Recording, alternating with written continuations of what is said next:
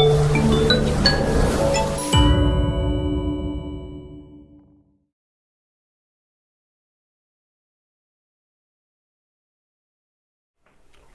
pessoal, na nossa aula de hoje nós vamos falar um pouquinho sobre o contexto que vai mudar o curso aí da história europeia, que vai ser as revoltas e as revoluções que acontecem naquele cenário. Nós já vimos aí algumas revoltas e vamos ver mais essa, que é a Revolução Industrial. Vamos para uma definição primeiro. Revolução Industrial, nós vamos ter por características uma produção industrial em larga escala, voltada para o mercado mundial. Nesse contexto, nós vamos ter a especialização das tarefas. Cada pessoa vai ficar especializada em fazer uma parte daquele determinado objeto. Por que é pensado isso inicialmente? Para que se produza mais. Quando eu me especializo em uma coisa apenas, eu vou fazer com mais rapidez aquela determinada peça daquele determinado produto.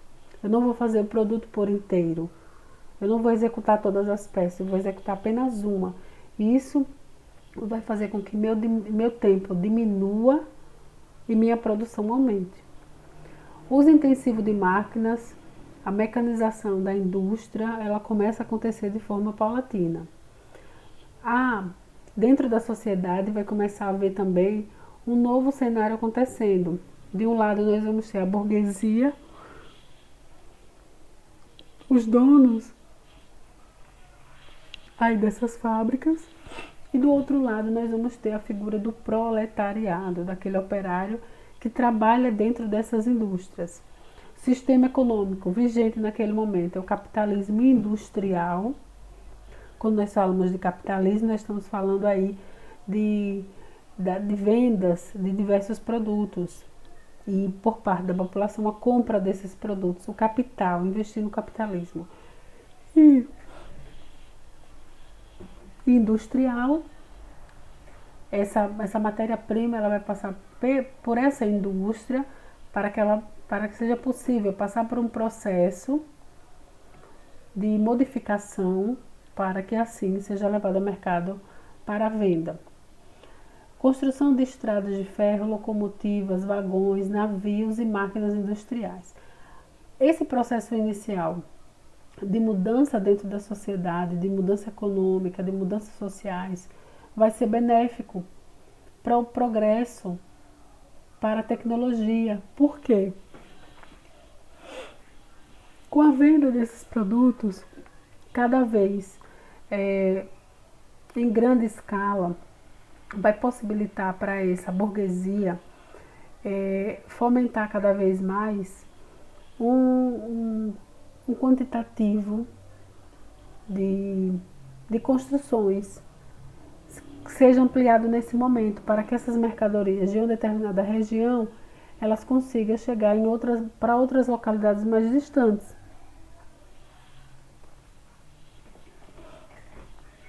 Por isso que vai ser necessário, por isso que vai fomentar cada vez mais a questão econômica, industrial, fomentando assim as estradas de ferro, locomotivas, levando mercadorias para os outros locais, os vagões, cada vez mais aumentando o número de vagões, navios para levar mercadorias para outras localidades e as máquinas industriais para aumentar essa produção.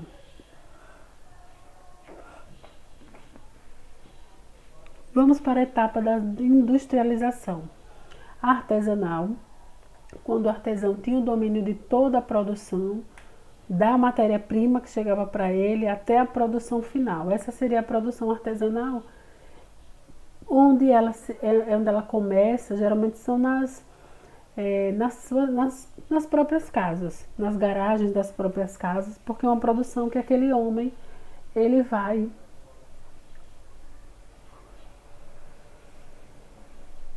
produzir aquela mercadoria do início com aquela matéria-prima até o final dela.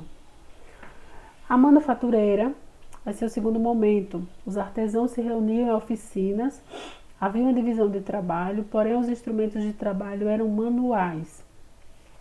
E o ritmo de trabalho era imposto pela força humana. Nós vamos observar aí que o início aí desse processo industrial ele já começa nesse segundo momento a se efetuar. Quando dentro dessas oficinas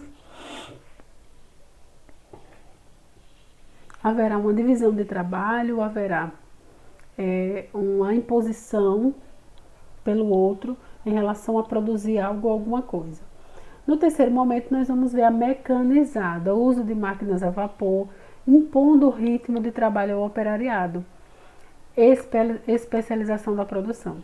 O operário ele tem que se especializar e ele vai se especializar em uma área, em uma função, para que ele consiga, assim, executar a sua tarefa, o seu trabalho, de uma tal forma que ele consiga, em pouco tempo, produzir aquela determinada peça para que, em pouco tempo, ele produza muito mais peças.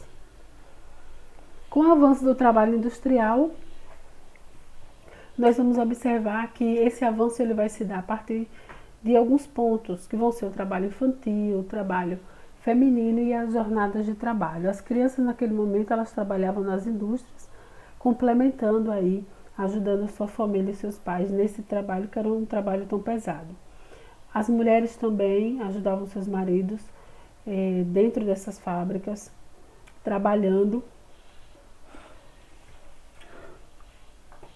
Porém, havia imensos problemas, a começar deles pelas altas jornadas de trabalho, que tanto essas crianças, essas mulheres e os homens, eles executavam dentro das fábricas. A desvalorização era um outro ponto, um ponto também muito importante para esse processo industrial. Vai haver impactos positivos para a burguesia, mas também vai haver impactos negativos para o trabalhador, para o operariado ou proletariado. E aí nós vamos começar a ter as lutas de classe entre os burgueses e os operários. Nós vamos ver dois fatores importantes, que vai ser o ludismo. Um grupo de ludistas começam aí a se reunirem, e o ludismo ele tem como um dos pontos quebrar as máquinas. Eles se revoltam contra esse sistema vigente nesse momento e resolvem quebrar as máquinas, porque com o advento desse processo industrial, muitas máquinas estão chegando e muitas pessoas estão ficando sem os seus trabalhos. E aí eles se revoltam e acabam quebrando algumas máquinas. Nós vamos ter também o agrupamento, o movimento aí de classes, os sindicatos começando a se formar, lutando pelos seus direitos. E nós vamos ter o exemplo de sindicatos, o movimento cartista, que vai ser um movimento, como eu falei anteriormente, um sindicato para lutar pelos direitos desse trabalhador nesse momento. Vai aparecer também algumas correntes políticas que criticam a exploração dos trabalhadores e as injustiças sociais. Inicialmente nós vamos ter aí o socialismo utópico com Saint-Simon, Owen, Fourier. Esse socialismo utópico é um socialismo que visa a igualdade entre trabalhadores, entre burguesia. É um socialismo que para alguns pode ser um socialismo muito fraco, um socialismo muito ideológico, que não há muitas mudanças efetivas para acontecer. Em contrapartida, nós vamos ver também o socialismo científico, em contrapartida do socialismo utópico. O socialismo científico ele vai ter como percussor Karl Marx e Friedrich Engels, e ele discute alguns pontos, e esses pontos estão relacionados com essa política capitalista. A dialética, a natureza da sociedade passa por um processo permanente de transformação. O modo de produção. Toda sociedade possui uma base material representada pelas forças econômicas e pela relação sociais de produção. Lutas de classe, em termos sociais, o motor da história.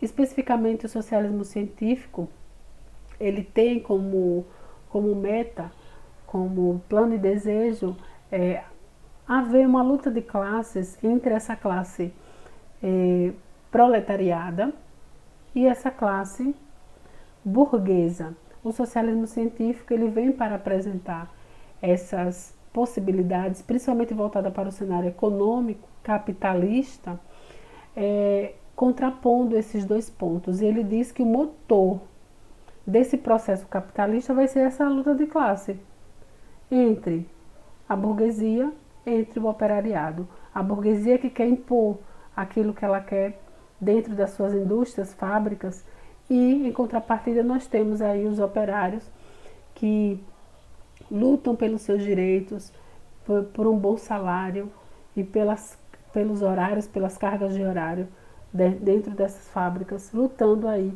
por um pouco de mudança, né? Outra temática que vai abalar as estruturas aí da Europa em relação às revoluções vai ser a Primavera dos Povos. Com o retorno das monarquias, os direitos do povo foram retirados, o que gerou uma série de revoltas, basicamente em toda a Europa. Lembrem aí do processo da Revolução Francesa, onde nós temos aí um rei absolutista. Nós vamos ver que o iluminismo está aparecendo, elucidando e trazendo novas ideias para essa população. A população aceita essas ideias de mudança, de liberdade, igualdade e fraternidade e começa a buscar os seus direitos. Com o retorno da monarquia, os direitos do povo vão ser perdidos, vão ser esquecidos, vão ser retirados. E é nesse contexto que a população começa a se revoltar mais uma vez por conta dessa retirada de direitos que ela tinha anteriormente. Nós vamos ver a Primavera dos Povos, 1848, na França. E aí nós temos algumas condições que a França está vivendo nesse momento. De 1846 a 47, nós vamos ter manifestações populares contra Luís Filipe, que é o rei naquele momento. As colheitas, a safra da França, economicamente, está muito ruim. O desemprego em alta, a crise econômica, o povo sem poder de consumir absolutamente nada por conta dessa crise, dessa colheita, e os operários ignorados politicamente. Esse cenário vai fazer com que a população resolva se manifestar. Em fevereiro de 1848, que vai ser chamado e conhecido como Primavera dos Povos. Ruas de Paris vão começar a ser obstruídas por barricadas pela população. O rei foge com medo de uma retaliação e é proclamada assim então uma república dentro da França. Na Alemanha também nós vamos ver alguns processos, alguns problemas acontecendo, como um processo de industrialização tardia.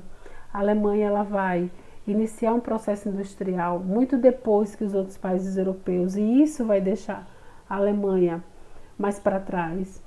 Burguesia fortalecida e operários em difíceis condições de vida. Esse processo de mudança, de revolta industrial, não vai acontecer agora na Alemanha. Os burgueses vão se fortalecer cada vez mais. União das classes para a derrubada das monarquias europeias. Começa a ser pensado a derrubada da monarquia para que seja implementada uma república, porque a república é um governo de todos.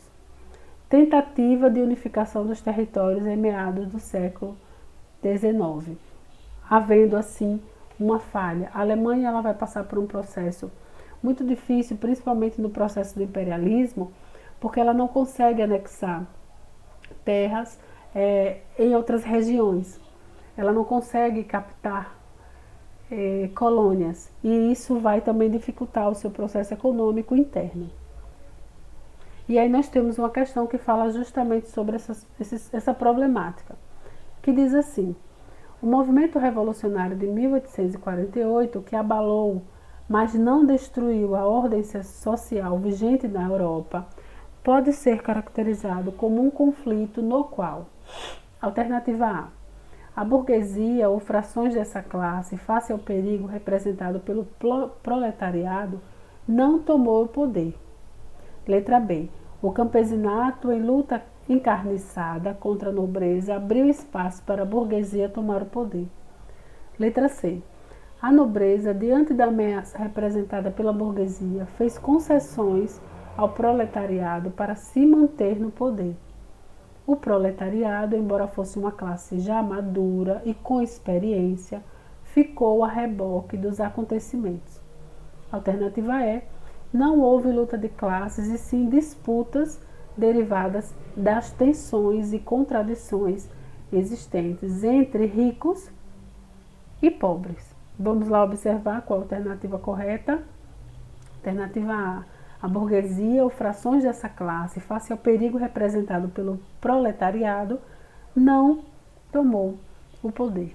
E aí nós finalizamos por aqui com essa atividade avaliativa no capítulo 20, nas páginas de 13 a 17 e das páginas 28 a 35. Bons estudos, fiquem com Deus e até nosso próximo encontro. Tchau, tchau.